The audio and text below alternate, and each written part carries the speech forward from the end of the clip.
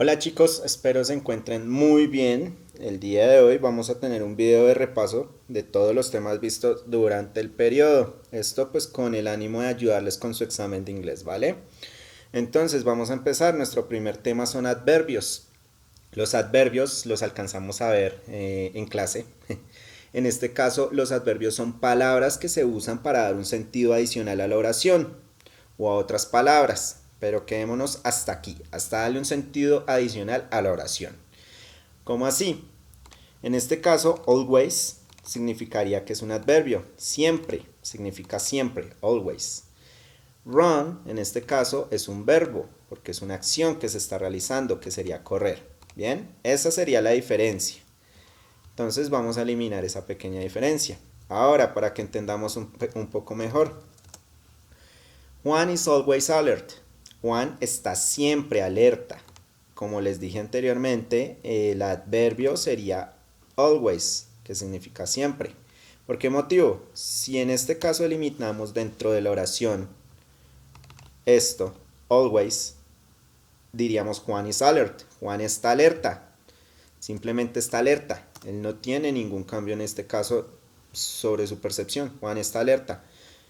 Pero si ponemos el always y el siempre, Juan está siempre alerta. Esto nos da un sentido adicional si se dan cuenta. O sea, él está siempre, en todo momento, a cada segundo.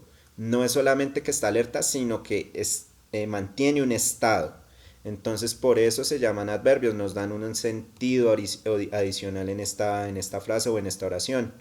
Tenemos cuatro modos o cuatro tipos diferentes de adverbios. Tenemos los de frecuencia como always, rarely, often, never y otros más. Estos son como un resumen. Si decimos, por ejemplo, Juan está rarely, que significa raramente, estar raramente alerta, nos da un sentido diferente a la oración. No que Juan está siempre alerta, sino está raramente alerta. O sea, es muy raro que él esté alerta o que en este caso lo esté. O often, a menudo. Juan está a menudo alerta. No siempre, como nos dijo anteriormente, sino a veces, no en un sentido constante. Tenemos otros que son de tiempo. Today, yesterday, tomorrow. Hoy, ayer, mañana. Si tenemos en cuenta, también cambiaría nuestra oración si le ponemos uno de ellos. Juan está alerta, por ejemplo, today. Juan está alerta hoy. Ese sería today. Entonces ya cambia la oración. No es siempre, sino solamente hoy. Eso es un cambio dentro de la oración y nos da información adicional, ¿vale? Tenemos las de lugar, here, there, nowhere, aquí, allí, en ningún lugar. Tenemos los adverbios de manera, slow, well, softly. En este caso también se utilizan, como les digo, para expresar la manera o la forma en que se hace algo. Juan está bien alerta, well. Juan está bien alerta, well. Entonces esto, en este caso, como les digo, nos sirve para darle un sentido adicional a la oración. Por otro lado tenemos los relative and indefinite pronouns, pronombres relativos e indefinidos, los cuales son who, whose, which, that. ¿Para qué sirven? Para unir dos frases y darle sentido a esa frase. Recuerden, who significa quién, whose significa cuyo, which significa cuál, that que significa qué. Bien, esto lo eliminamos. Entonces, por acá tenemos nuestro ejemplo o nuestros ejemplos. Who. ¿Cómo utilizaríamos who? Vamos a eliminar estos dos, otros dos ejemplos que tenemos. Y vamos a utilizar el primero. Juan is who represents the company. Juan es quien representa la compañía. Si quitamos who y dejamos estas dos oraciones solas y decimos Juan es, representa la compañía. Se escucha raro, se escucha como sin esa cohesión, sin esa estructura real. Ya no tiene ese mismo sentido. Juan is represents the company. Juanes representa la compañía. No, nos falta algo. En este caso, nos falta el who. Juan es quien representa la compañía. Si se dan cuenta, ahora tiene mucho más sentido y cohesión la frase. Sucede lo mismo con el whose. I saw the man whose car you fixed. Yo vi al hombre cuyo carro tú reparaste o cuyo carro tú arreglaste. Sucede lo mismo, hagamos el mismo ejercicio. I saw the man, car you fixed. Yo vi al hombre, carro tú reparaste. Cierto que tampoco tiene sentido, no tiene mucha coherencia si le quitamos ese pronombre relativo. Entonces, si volvemos a utilizarlo, I saw the man whose car you fixed.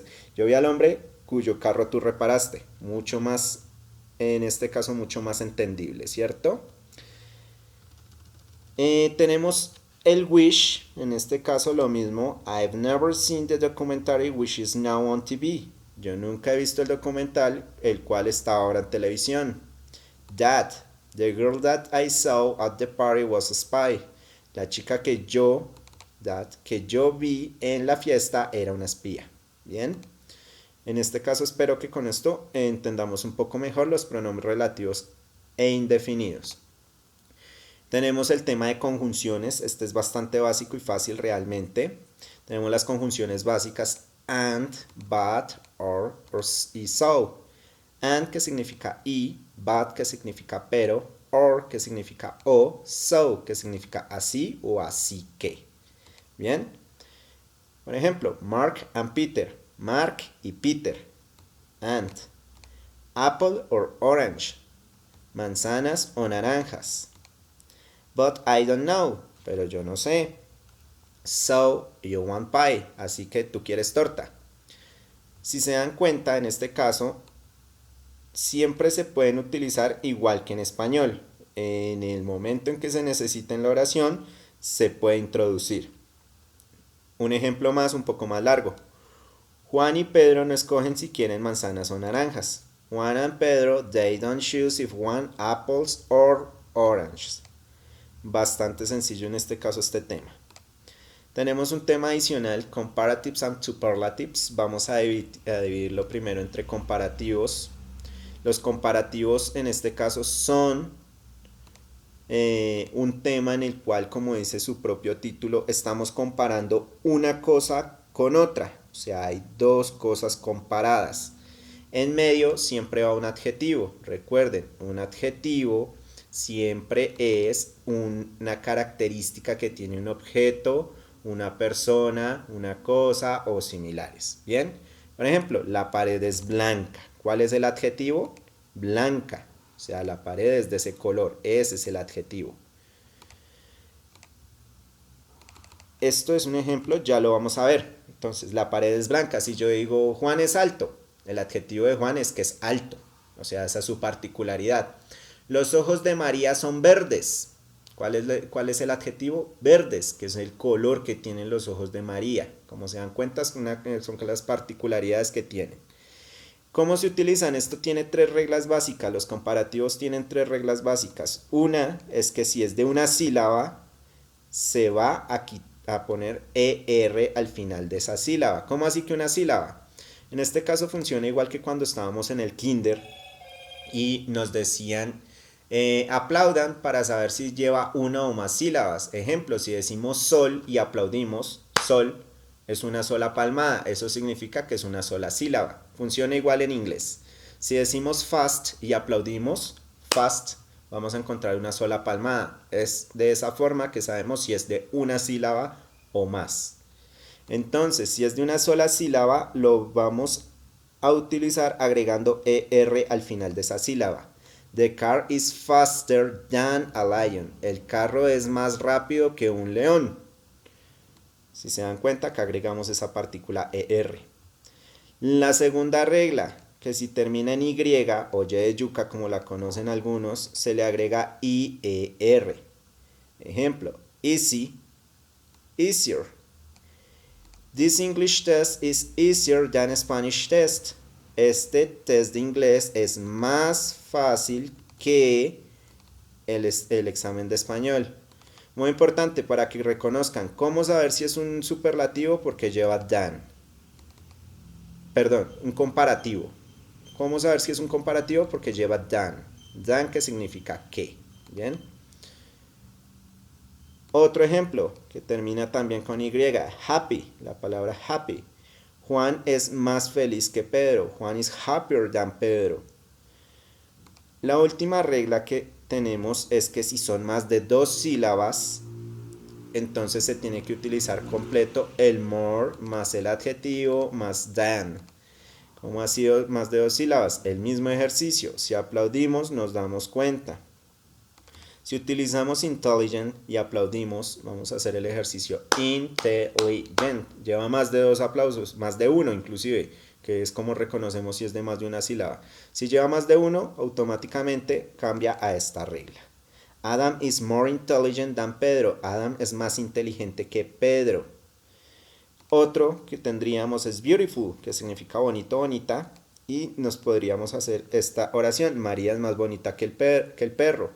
María is more beautiful than the dog. Bien, esos serían los comparativos. Tenemos ahora los superlativos. Los superlativos en este caso ya no estamos comparando nada, sino que estamos expresando que es lo más entre lo más de lo más. Ejemplo. Juan es el más alto del salón. O sea, Juan no tiene comparación con nadie. Juan es el más alto. Es simplemente lo más entre lo más del salón en altura. Bien, manejamos las mismas 3 reglas. Solamente que vamos a cambiar. Si es de una sílaba, en vez de poner, en este caso, como los superlativos, ponemos EST. Fast pasa a ser fastest. Bien. This car is the fastest car on the world. Este carro es el más rápido en el mundo. También lo podemos hacer con big. Big también es de una sola sílaba. El elefante es el animal más grande o el más grande animal. The elephant is the biggest animal. Acá también está. EST. Siguiente regla. Si termina en Y nuevamente o Y de yuca, se agrega IEST. Ejemplo, easy, se le quita la Y y se agrega IEST. Easiest, fácil, significa easy, queda como más fácil. The English test is the easiest test. El examen de inglés es el examen más fácil. Igual, happy. Juan es el más feliz del salón. Juan is the happiest in the classroom. ¿Por qué motivo? Lo desconocemos, pero sigue siendo el más feliz. Y si son más de 2 sílabas, igual. The most más el adjetivo. Adam is the most intelligent in the class. Adam es el más inteligente en la clase. Otro ejemplo, beautiful. María es la más bonita del salón. María is the most beautiful in the classroom. Igual. Volvemos a utilizar el the most antes del adjetivo, cuando el adjetivo lleva más de 2 sílabas. Recuerden eso. Si se dan cuenta, es muy parecido el inglés que en el español. The most, el más.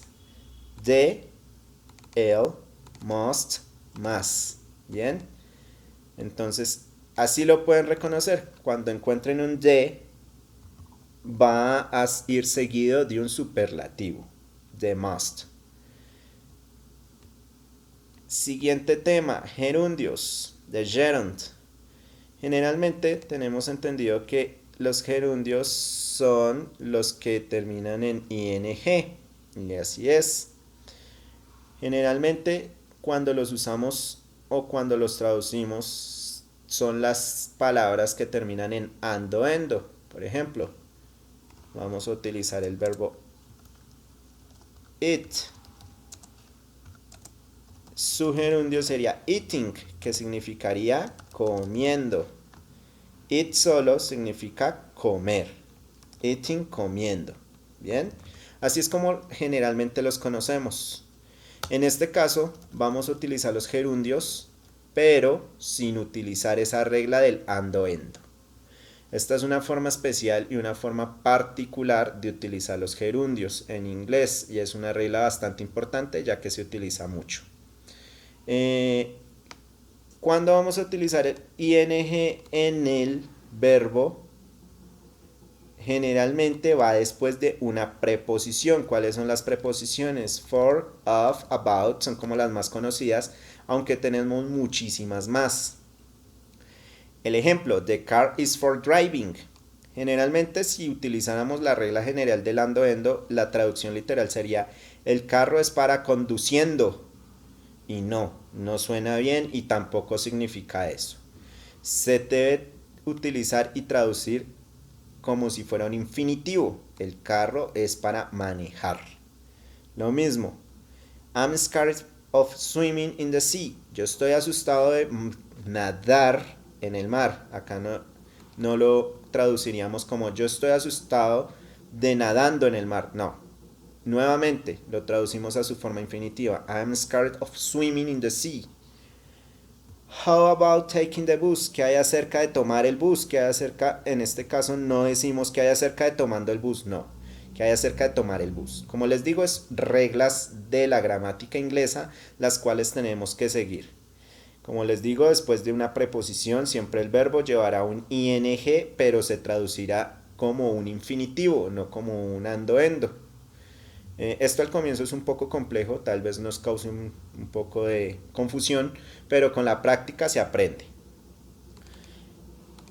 Otra regla para utilizar los gerundios es cuando tengamos verbos como enjoy, like, hate, love, que son como verbos en los cuales expresamos nuestros gustos o disgustos, siempre vamos a utilizar el ing.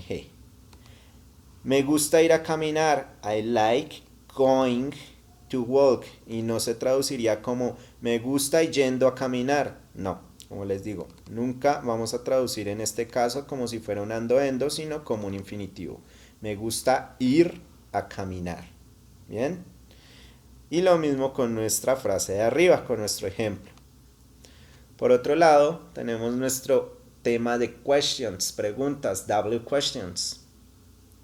Las W questions, en este caso, what, que significa qué, y responde a una pregunta de un objeto o una idea. What is that? ¿Qué es eso? Como les digo, puede responder a un objeto o a una idea. Where, que significa dónde, y responde siempre a una pregunta de lugar. Where did you go to study? ¿A dónde vas a estudiar? ¿Dónde tú vas a estudiar? ¿O dónde tú estudias? Como ven, en este caso se está refiriendo a una escuela, a un lugar en específico. When, que significa cuándo, se refiere a una pregunta de tiempo o respondiendo mejor a algo de tiempo. When do you go to school? ¿Cuándo tú vas a la escuela? Si se dan cuenta, está preguntando cuándo, en qué momento, a qué hora particularmente. Why, que significa por qué, responde una razón. Why do you want to go to study? ¿Por qué tú quieres ir a estudiar?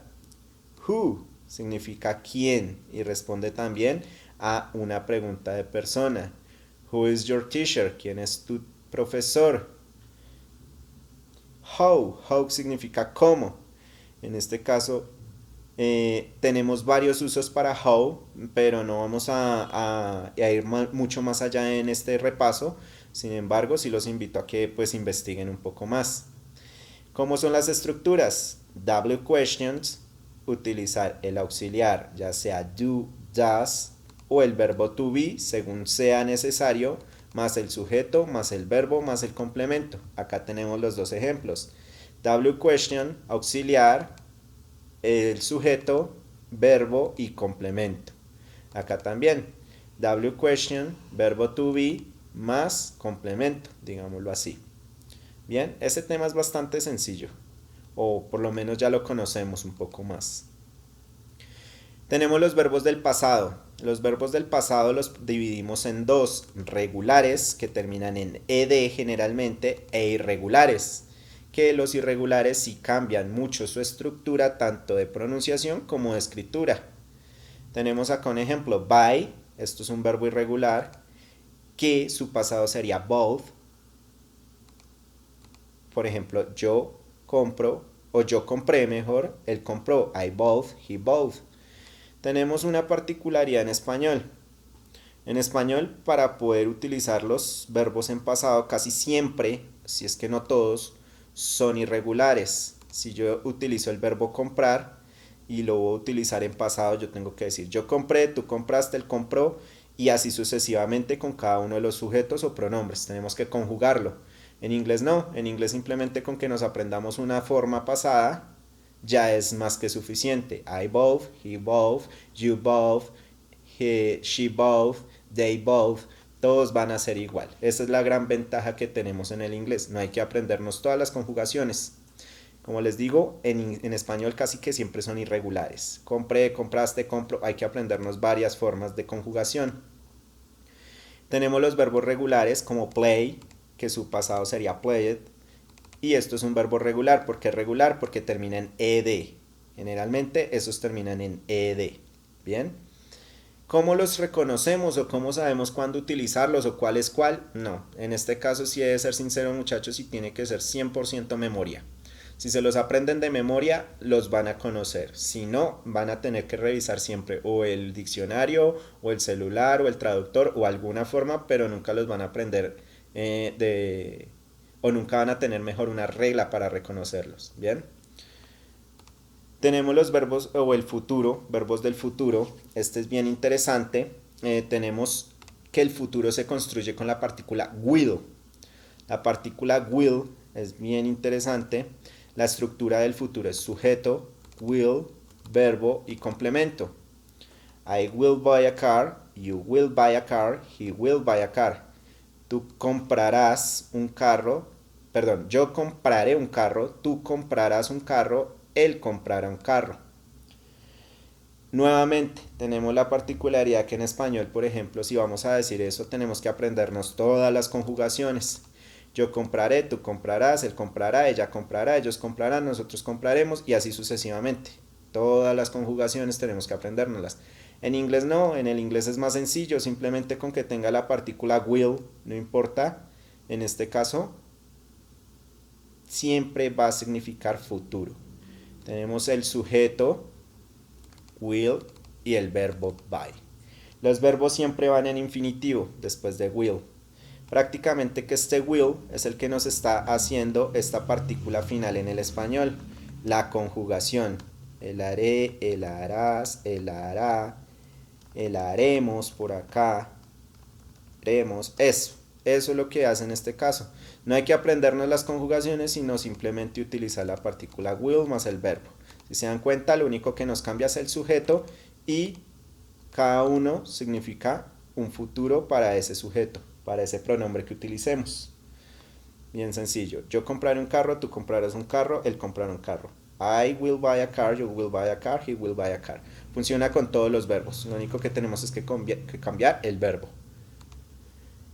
Bien, por otro lado tenemos el presente perfecto.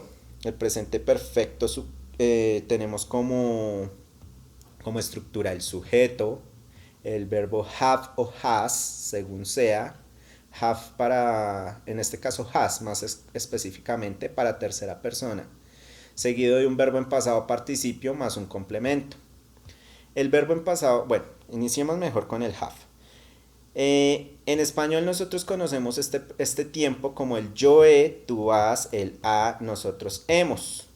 Nuevamente, vuelvo y les recalco, es mucho más fácil en el inglés porque no nos tenemos que aprender todas estas conjugaciones, sino solamente saber que si vamos a hablar de un he, she, it, o sea, tercera persona, utilizamos has, y si vamos a usar el resto de pronombres como I, you, they, we, vamos a utilizar have. Entonces, yo he, tú has, él ha, nosotros hemos, ellos han, todo esto se reduce a has y have. Por ese lado ya es mucho más fácil. Sabemos que va seguido de un verbo en pasado participio. ¿Cuáles son los verbos en pasado participio en español? Los que terminan en ado, ido. Yo he comido, tú has jugado, esos verbos. Ado, ido. Jugado, comido, corrido, sudado. Todos aquellos que terminan, como les digo, en esta conjugación. Ahora, ¿cómo sabemos en inglés cuáles son los verbos en pasado participio? Lo mismo, tenemos que aprendérnoslos de memoria, no hay de otra. No hay ninguna clave, no hay ningún tip, no.